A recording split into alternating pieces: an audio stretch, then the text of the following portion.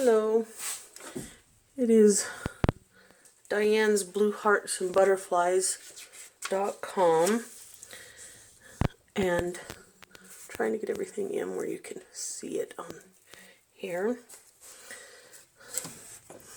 This is a video for a set of cards made to use up the designer series paper, and this particular idea I got from watching Jackie Williams, and she called it a rip and flip technique.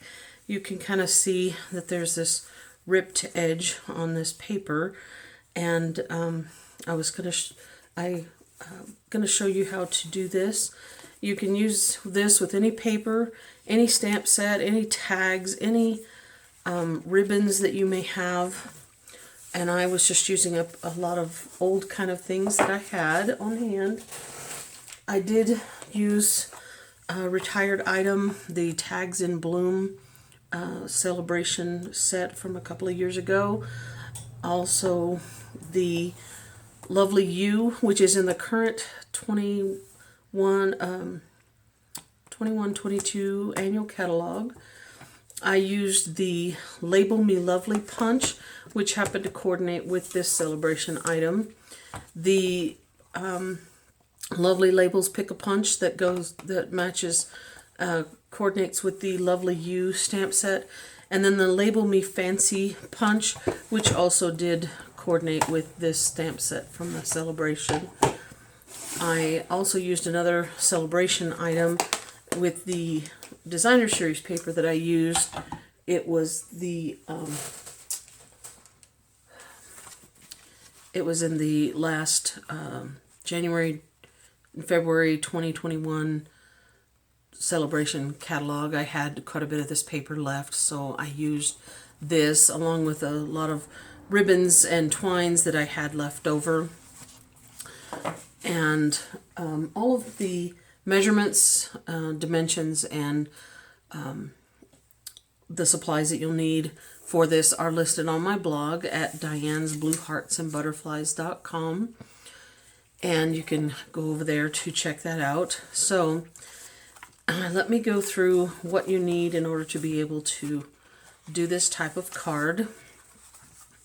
You'll need some twine ribbon or whatever you want to use, some labels. I've already stamped that one. Designer series paper, cardstock. Now, the way that I did this is I used a white thick cardstock base that is 5.5 by 8.5, but you can use any colored cardstock. If you do use a colored cardstock, I would recommend using either white or vanilla or some other neutral kind of color as the layer. This one, since it's white, I'm just using the color layer that coordinates with the paper in kind of a neutral color. This is 5.25 by 4, 5.25 by 4. And if you do, also before I forget, if you do use a color base, a darker color, you will want to have a 5.25 by 4 inch white or vanilla piece to go inside so that you can stamp on that or write on that. Now, the designer series papers that you're going to use are actually 6 inches by 3 7/8 inch, and that is longer than the layer that you're going to put it on, but it does create a little bit of a border on the sides, and I'm going to show you why. Basically, you're going to want it to be 1 inch longer than it needs to be for this technique. Now, you can do this with having it be kind of height-wise the way it needs to be, but 1 inch wider so that you could actually tear your paper the other direction. So whichever one that you're going to be tearing your paper, that's the one you need it to be 1 inch longer than the layer that you're going to put it on.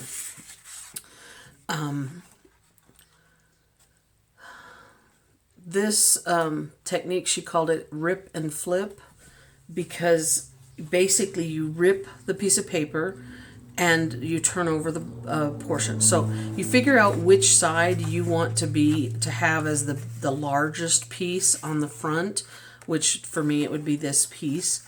And you can rip either the top or the bottom. You generally don't want to rip in the middle because it creates too big of a gap. I did do that accidentally with my first try at it, but I was able to find a label that was large and could fit that hole. But I would recommend like between 1 to 2 inches maybe at the max. And when you decide which side you want facing up, you're going to actually pull and tear toward that side. So on this one, we will just kind of start, and you can make it go in any up and down that you want, and it just tears. So it creates kind of a white edge here, but it also creates that white edge here. And so what you would then do is the larger piece, you would go ahead and apply your adhesive, and you can use whatever adhesive that you like. I like the Stampin' Seal Plus.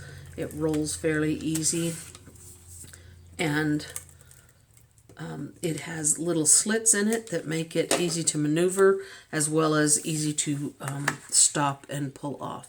So you're going to just look for and create that little bit of border all the way around, and you will glue that part down. This one that you have flipped over, you're going to add the adhesive to the back side of that, and then you'll want to stick this part down. With this one, if you do go over the edge, you can fold it back underneath. And then again, you're going to want to line it up with the edges of the paper that's already on here and create that border. Give it a little bit more. Now, before you put this on your card base is when you're going to want to do your ribbon or twine or whatever it is that you're wanting to do. And this one, I want it to go up and down.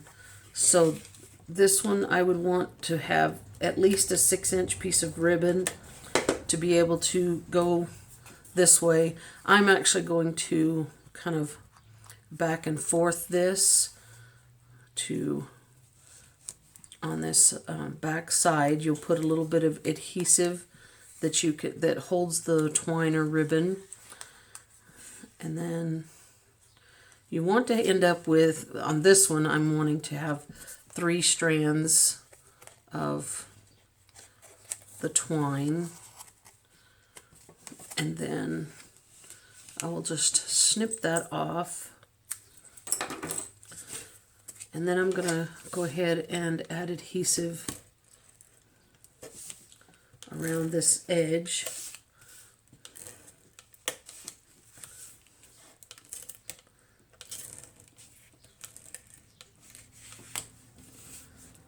Just want to make sure it gets over that. One thing I do have to worry about with the Stampin' Seal Plus is that it is very strong adhesive, and sometimes when it gets it in a certain way, it starts to try to tear the cardstock or the designer series paper, so you do need to be careful and mindful of that. And when it starts tearing, you just stop immediately so that you can not have it continue to tear. So I'm folding some of this that I went over back to the back, and then adhere this onto the cardstock base. This one I'm going to turn it over. Had it where it was a little bit off. And then this remaining piece that I have, I'm just going to kind of push this under and tie a knot in this, and then I can just kind of snip this and cut them down to whatever I want them to be. You could tie a bow, you could do whatever you want. And then I'm going to go ahead and just pop this tag up on dimensionals. You can prepare the tags ahead of time, or you can prepare them as you go. And then you can decide if you want that here or here, or, you know, where you might want that one. And then that's the card. And so this was another one that I had just kind of done right before coming on here. This is another one that I was trying to have ready to show with the ribbons. Another way of being able to get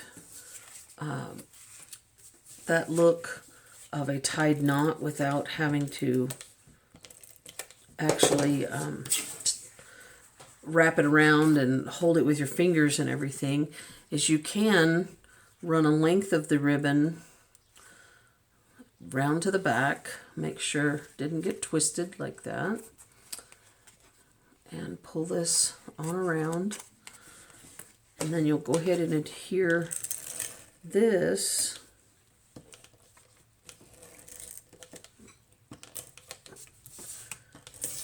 oh, there it went again. That's where I just continued. Okay, try that again. Got it a little bit off there.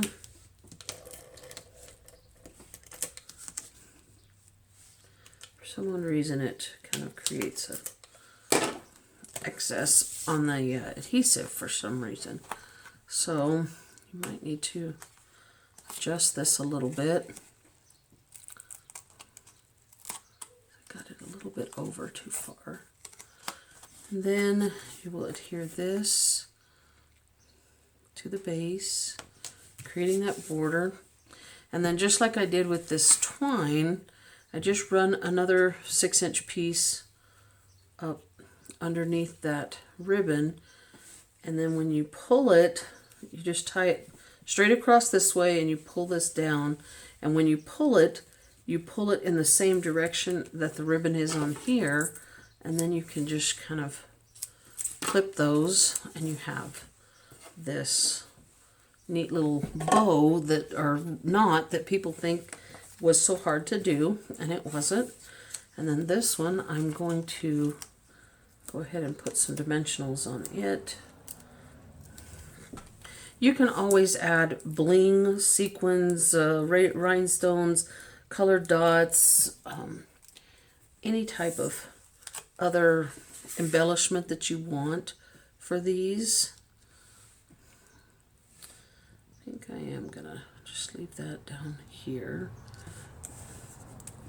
And then you end up with a lot of cards. This particular one that I did for my class was a set of 10 cards, and the cards fit into a card box, which I did another video for that one, so you might go to my YouTube channel or look on my blog, the dianesblueheartsandbutterflies.com, to be able to see how to do that as well.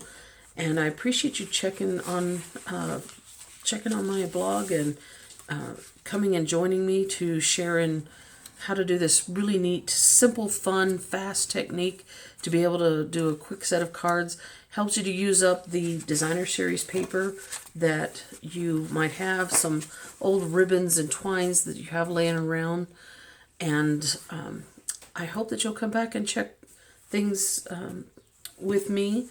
I do this once a month, do a blog once a month in conjunction with my normal stamping class that I have, that I teach locally. And if you'll click the subscribe button, then it will notify you on YouTube when I upload a new video, so that you can check it out later, or subscribe to my channel, and then click the bell icon is what lets you know. I'm just new to this, just trying to get this started and helping out some of my customers that aren't able to attend class in person. So I appreciate you stopping by, and thank you.